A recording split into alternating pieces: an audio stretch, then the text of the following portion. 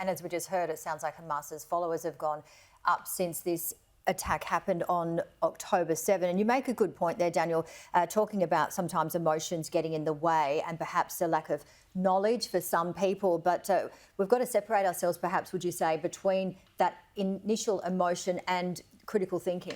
Absolutely. I mean, look, everybody's heard about the fog of war, and in many cases things happen in wartime or in conflict, and the facts can take a little bit longer. Now, I think it was Winston Churchill who said that a lie can spread itself halfway around the world before the truth has its chance to get its trousers on. But now, in an age of social media and things being reshared exponentially, lies can be around the world a dozen times before anybody even realises. And one example that happened earlier in the week was there was a bombing of a hospital in Gaza.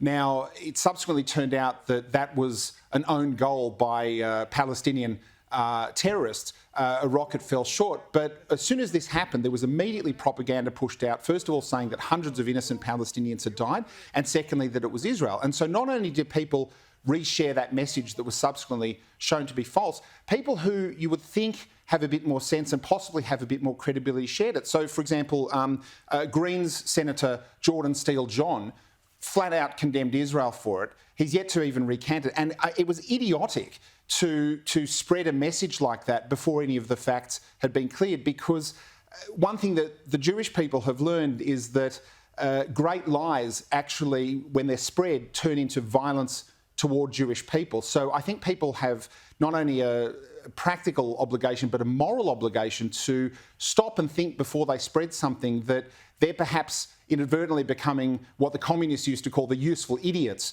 for forces that murder children, that want to see civilians harmed, that have no place to play in peacemaking. And it's very important that people in the West actually just stop and think that maybe they might think they're helping by resharing stuff, but in many cases this is completely fake propaganda. One of the other things that we saw very recently was a photograph ostensibly of a baby pulling itself out of rubble that was shared by a Palestinian journalist. And this image went super viral. And then someone actually did some analysis on it and realised that that image was completely generated by AI.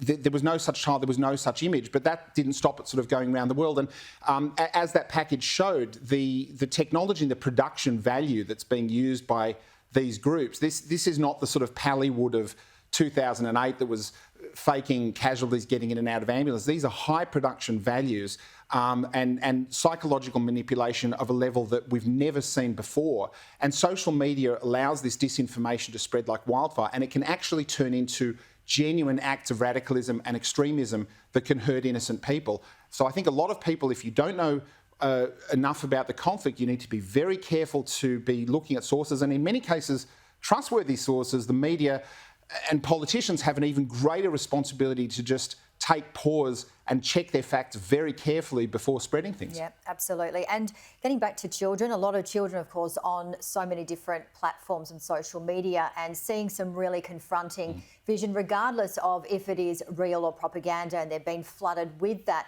What conversations do you think we need to have with children, of course, age-appropriate conversations? Well, it's a double-edged sword, because social media has done a very good job of spreading images of exactly what's happening. And for example, some of the atrocities that Hamas committed, violation, desecration of babies, of entire families, that's the sort of thing that you'll never see on mainstream TV, because the sensibilities here are you can't show it. But you actually do need to see this to truly understand how awful it is, and to get a sense of precisely why, for example, Israel would be seen to do the things that it's doing and to get rid of that enemy.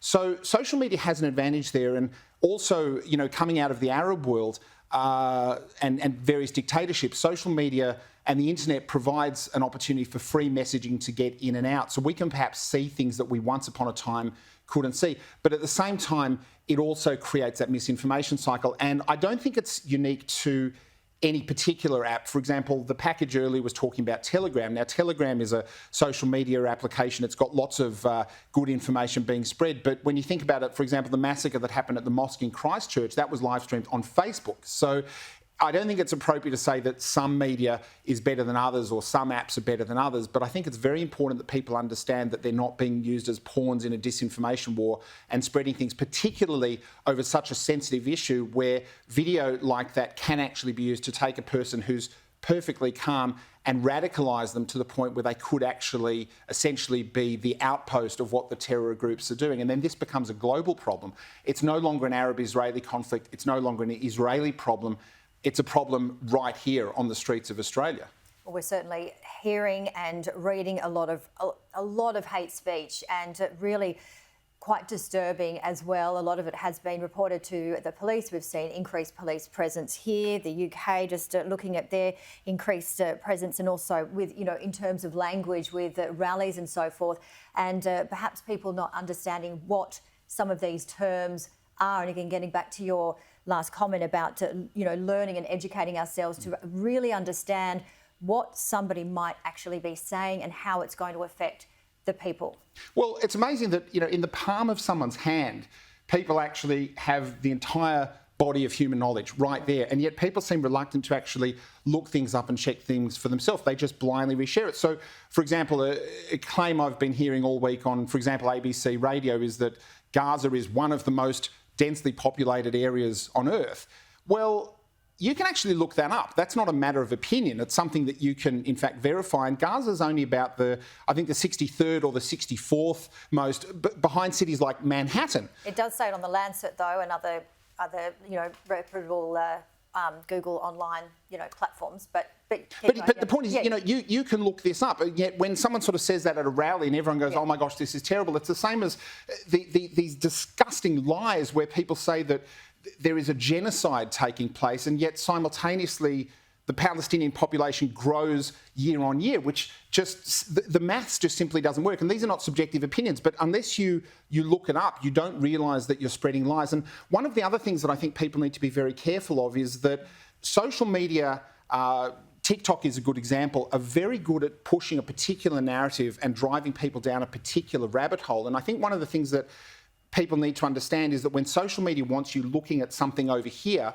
what are you not looking at over here? For example, Iran, who would have their tentacles right across this, from funding Hezbollah to funding Hamas and so forth. It would suit them for the eyes of the world to be elsewhere rather than looking at what it should be. So social media, it's addictive and it's very good at pushing a particular narrative.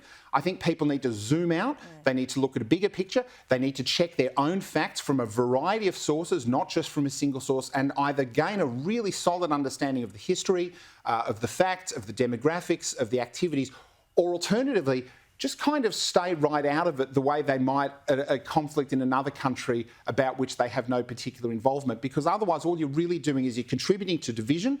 And on topics like this, that can actually lead directly to radicalism, which can see innocent people being killed, and that's not okay. Yep, very important advice, and thank you very much for joining us, Daniel. Thanks. Thanks.